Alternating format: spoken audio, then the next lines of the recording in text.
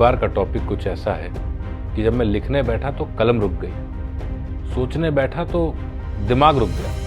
कई बार एक सवाल जहन में उतरता रहा कि अगर मुझसे कोई पूछे कि क्या तुम अगले जन्म औरत बनना चाहोगे, तो मैं क्या जवाब दूंगा।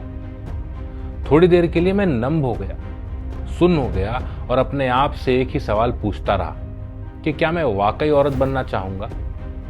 बहुत टटोलने के बाद भी जवाब सिर्फ वही मिला, नहीं, मैं औरत नहीं बनना चाहूंगा। पर सवाल है कि एक औरत के कोख से जन्म लेने के बाद भी, मां का दर्जा देने के बाद भी यह ख्याल मेरे अंदर पैदा क्यों नहीं हुआ। शायद अगर मैं औरत जन्म लेना चाहूं तो भी हिंदुस्तान में नहीं लेना चाहूंगा। बड़े झमेले, बड़ा थकाने वाला प्रोसेस है। घर से, समाज से, घूरती आंखों से, अपनों से, परायों से कहां तक बच के चलूंगा। कहां तक सोचूंगा कि उड़ान भर पाऊंगा कि नहीं, जबकि मेरे बिहाफ में मेरा फैसला लेने वाले कतार में लोग खड़े हैं और इतने सारे लोग मिलकर मेरा फैसला ले सकते हैं। क्या मैं अपना फैसला उनके हाथ में दे सकता हूं। जब ये ख्यालात इस जन्म में मेरे अंदर नहीं पैदा हो पा रहे, जबकि मैं एक लड़का हूं, तो लड़की होने का सोचना मेरे अंदर एक कंपन पैदा कर देता है और हर बार एक सवाल आके रुक जाता है, क्या वाकई अगले जन्म मोहे बिटिया की जो।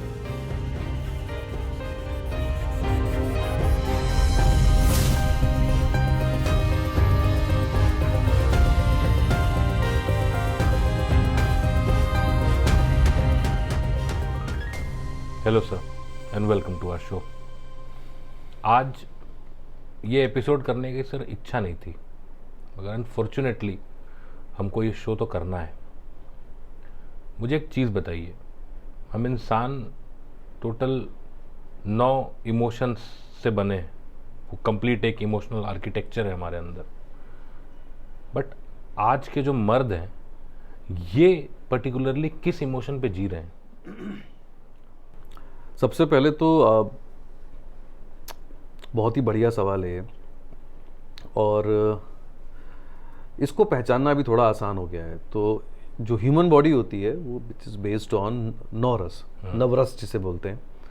उसमें अगर आप स्पेसिफिकली मर्द समाज की बात करेंगे हिंदुस्तान के, वो उनके अंदर किस तरह के रस बचे हैं, तो मुझे लगता है मुख्यतः 4 रस हैं जो मुझे ध्यान आते हैं, जिस पर मुझे लगता है कि सहमति बन सकती है। पहला होता है श्रृंगार रस, सुंदरता पे बहुत ध्यान है।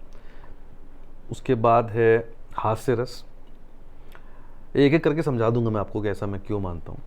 दूसरा है रौद्र और चौथा है विभस्त।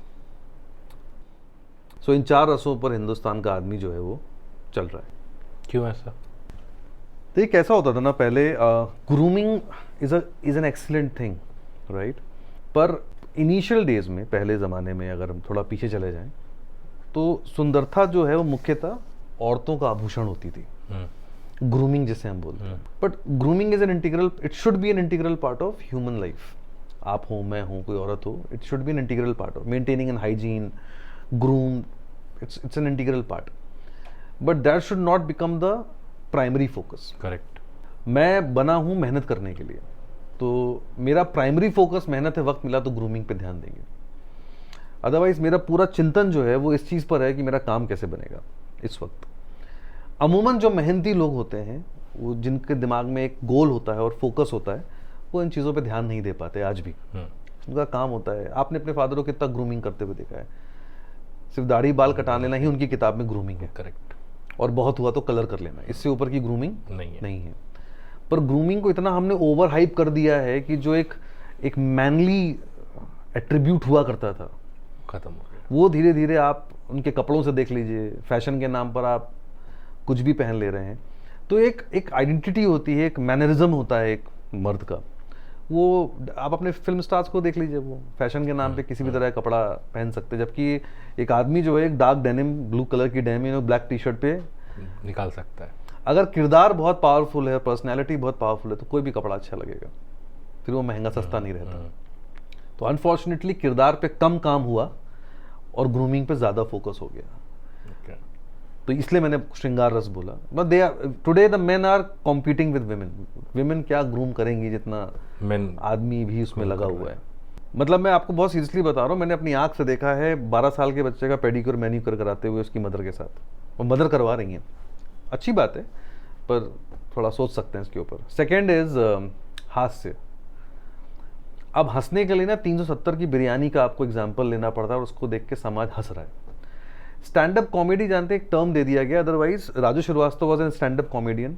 स्टैंड अप कॉमेडी का मतलब होता है समाज को वो आईना दिखाना जो सीरियस होकर नहीं बोल सकते आप, जो जाकिर खान साहब करते हैं, कि आप ह्यूमर के साथ लाइफ लेसन को मिक्स कर दे रहे हैं। करेक्ट। पर क्या आपने और मैंने या समाज ने कभी सोचा था कि हम टिकट देके जोक सुनने जाएंगे? कभी नहीं। हम पैसा खर्च करके ज्ञान सुनने जाएंगे?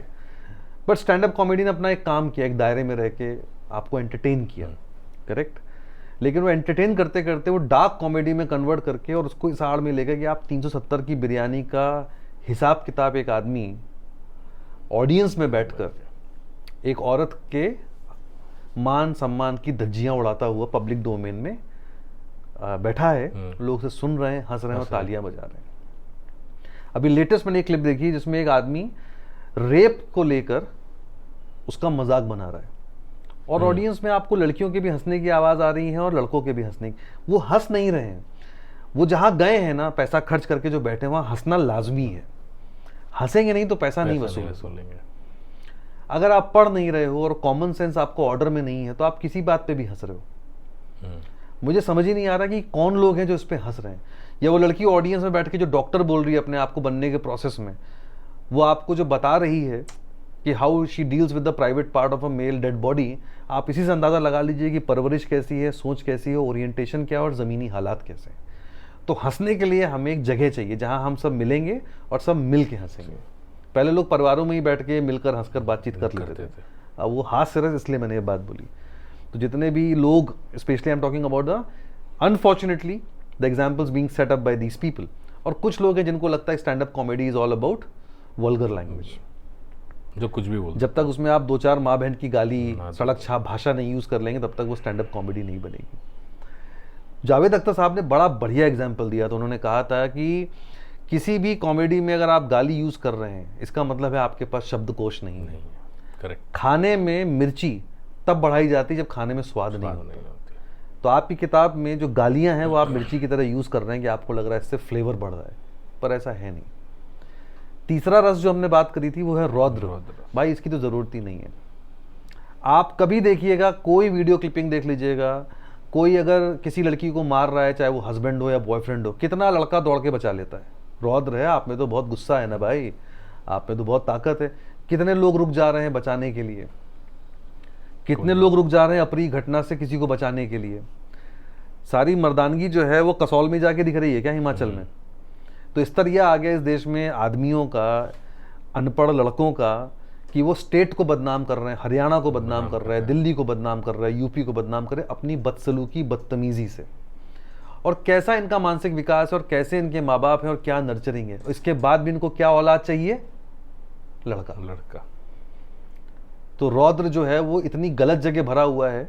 तो अगर आप में माँ कसम इतना गूदा होता तो आप सही जगह उसको लगा पाते। इतना शैलो हल्का किरदार है आपका। और आखिरी जो है वो है विभस्त, विच इज डिस्गस्ट। तो जो समाज में आपके इर्द गिर्द हो रहा है उसी से आप अंदाजा लगा लीजिए, it is nothing less than the disgusting behaviour of the main side. कि सोसाइटी में 4 अंकल मिलके कुत्ते को वॉक करा रहे हैं, उस पर पानी फेंक दे रहे हैं। कोई शिज्जू है तो उसको लीश में लगा हुआ, आंटी डरी जा रही हैं। अंकल लोग चले आ रहे हैं फौजदारी करने एक फीमेल फीडर के साथ। ये अपने आप को क्या बोलते हैं? मर्द। तो आप समझ लीजिए कितना कमज़ोर और नपुंसक समाज है ये वो लोगों की बातें कर रहा हूँ जो अपने आप को सो कॉल्ड मर्द कहते हैं। इनकी शादियाँ होती हैं, इनके बच्चे होते हैं। तो ये 4 रस पर इस देश का आदमी चल रहा है, टिका हुआ है। जिन मर्दों का आपने एग्जाम्पल दिया, उन मर्दों में और जानवरों में फिर क्या फ़र्क रहा? देखिए, इमोशन दोनों में होते हैं। अनफॉर्चुनेटली क्या ही बोलूँ, लेकिन जानवर जो है उसमें सिर्फ एक ही इमोशन होता है, दैट इज लव। और कोई इमोशन नहीं होता। और अगर कैरेक्टर पूछेंगे तो वो होती है लॉयल्टी एंड ट्रस्ट। इमोशन एक ही है और कैरेक्टर दो है। करेक्ट। अब आप और उनके अंदर कमाल की चीज़ होती है जिसको हम बोलते हैं कंसाइंस, रेस्ट्रेन, और एक कमाल का एट्रीब्यूट होता है उनकी पर्सनैलिटी में इमोशंस, जो मैंने ऑलरेडी बता दिया। तो इमोशंस, कंसाइंस एंड रेस्ट्रेन, ये 3 चीज़ें जो हैं वो जानवर को आदमी से अलग करता है। आप एक सिचुएशन सोचिए कि एक घर में एक लड़का एक लड़की, भाई बहन दोनों हैं, दोनों को परवरिश कायदे से एक ही जैसी मिलनी चाहिए, मगर ऐसा क्या होता है कि उस घर में वो लड़की भले पढ़ लिख के कुछ कर ले, मगर वो लड़का जो है वो ज़्यादा पढ़ नहीं पा रहा या उसने गलत ट्रैक पकड़ लिया। तो ये पेरेंटिंग इशू है, ये माइंडसेट इशू है, या आप दोनों बच्चों को अलग अलग तरीके से देख के अलग अलग पाल रहे हैं अलग अलग कमरों में? देखिए, पहली चीज़ तो ये है कि parenting is an art. Parenting naturally नहीं होती, पेरेंटिंग इज़ एन आर्ट। आप भी अपने इर्द गिर्द देखते होंगे, मैं बार बार इसको बोलता हूँ इन चीज़ों को, कि once you have a child you have to have a plan, not what they will become but how to make them better. Plan इसका होना चाहिए, डिसिप्लिन, ऑर्गेनाइज्ड, क्लियर, कॉन्फिडेंट। ये कुछ एट्रीब्यूट्स हैं जो घर से पैदा होते हैं, उस परिवेश से पैदा होते हैं। तो आप ये मानिए कि हिंदुस्तान में अक्सर जो बच्चे पैदा होते हैं वो किसी प्लान से नहीं होते हैं, क्योंकि वो करने हैं इसलिए होते हैं। आपका जीवन मुकम्मल नहीं है अगर आपकी शादी नहीं हुई, आपकी शादी मुकम्मल नहीं है अगर बच्चा नहीं हुआ, आपकी पेरेंटिंग मुकम्मल नहीं है अगर बच्चा सक्सेसफुल नहीं हुआ। तो हर चीज में इतना तगड़ा एल्गोरिथम है और समाज के ताने बाने में आप इतने बंधे हुए हैं कि आप इससे निकल नहीं पाते, पहली चीज। दूसरी, ये बात मैं डंके की चोट पे बोल सकता हूँ कि हिंदुस्तान में लड़के और लड़की की परवरिश में बहुत फर्क होता है। देखिए, मैं तो ऐसा मानता हूँ कि जो बिटिया होती है, जिसको जिस तरह से प्रोजेक्ट किया जाता है, वो बिटिया मतलब लक्ष्मी का रूप होती है, ऐसा हमारे देश में बोला जाता है।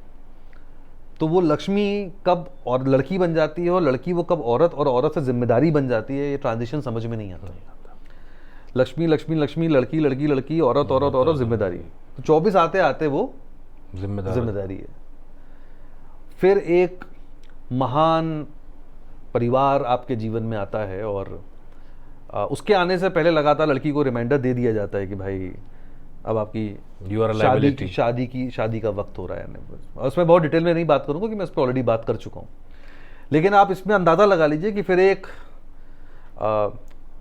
सम्राट अशोक के वंशज का परिवार आता है और वो अपने लड़के की शादी के लिए और आपसे फॉर्च्यूनर मांगता है, पैसा मांगता है, जेवर मांगता है, और आप देते हैं।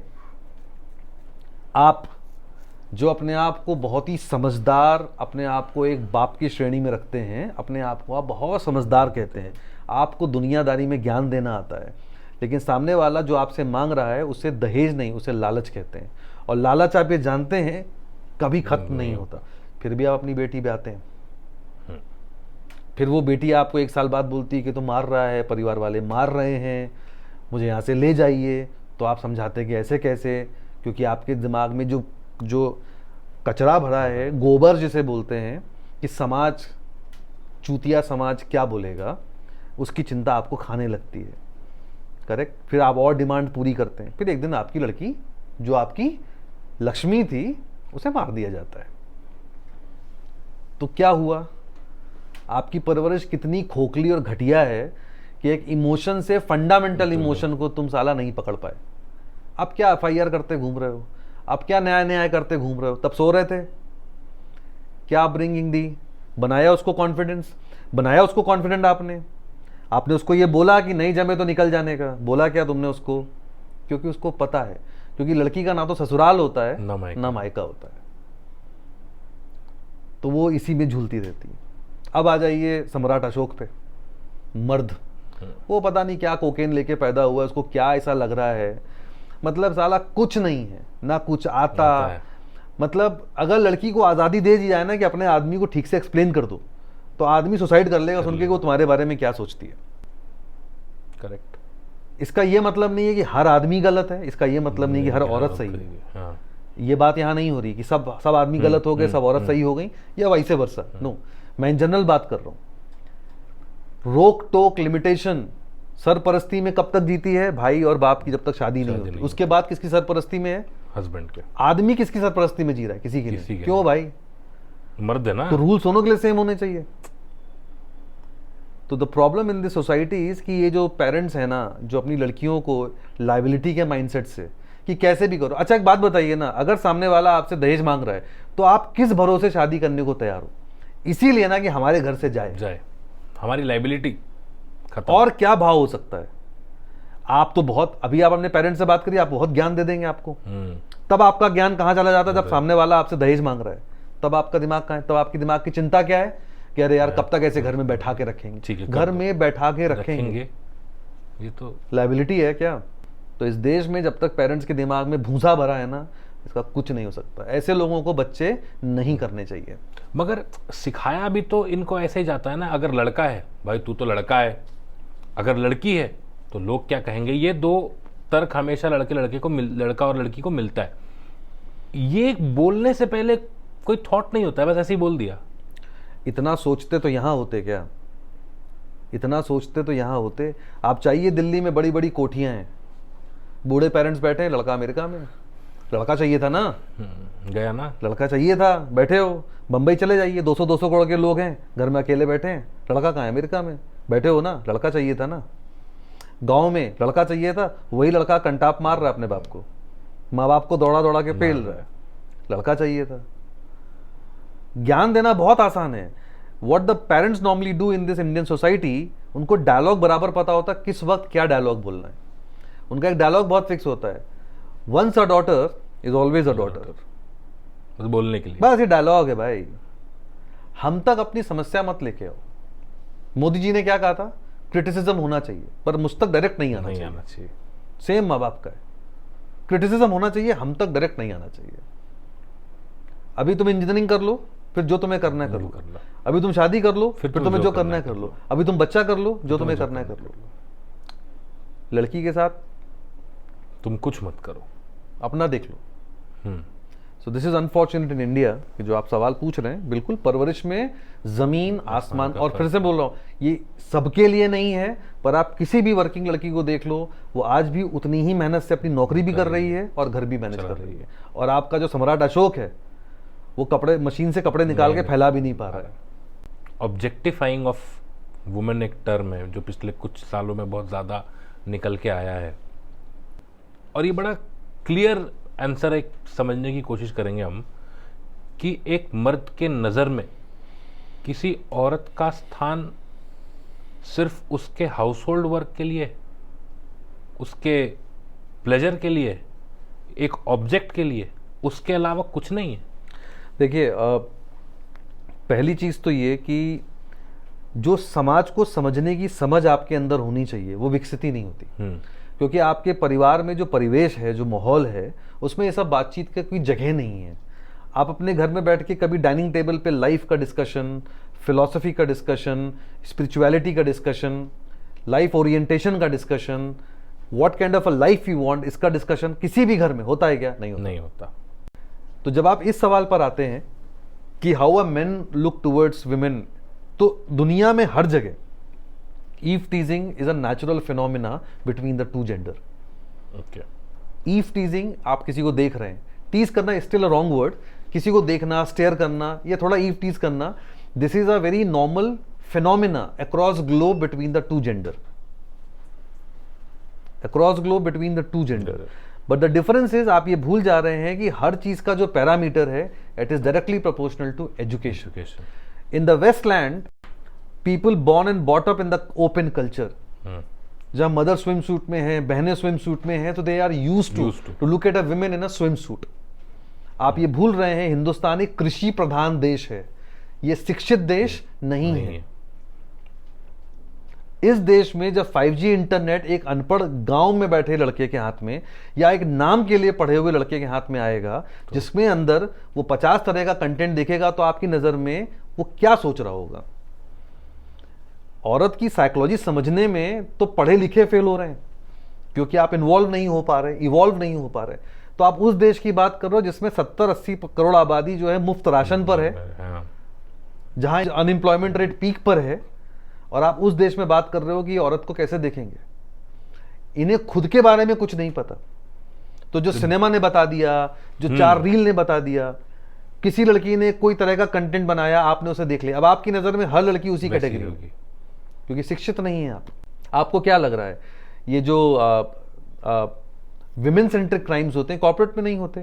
क्यों पॉलिसी इतनी स्ट्रांग बनाई जा रही है? अभी केस हुआ ना धर्म परिवर्तन का, आपको सुनने में आया, लड़कियों को टारगेट किया गया। आप सोचो, आप because they are emotionally vulnerable, तो आप soft target, they are emotionally volatile, इसका ये मतलब थोड़ा ना है कि आप उनको कैसे भी समझने की कोशिश करोगे। तो people are not able to look at a woman in a right way, in a straightforward manner, that she is working and she deserve. लोग मजाक के नाम पर आपसे कुछ भी मजाक कर रहे हैं। I always tell all the women out there who are working in the corporate, please do not take anyone's shit. Do not, on the name of a joke, friendship, don't do this. Don't buy any idiotic thing from anybody. Because men doesn't have a potential to draw the line. And they always understand कि सब चलता है. So it is very important that please nurture your daughters in a better way. And apart from that, teach your son a much needed thing of the hour is how to treat a woman. आपने term use किया eve teasing, molestation, assault, and there's probably one more thing. ये अलग अलग है कि एक ही है? क्योंकि हम इन 3-4 टर्मों को एक ही नजरिए से देखते हैं, कुछ डिफरेंस है?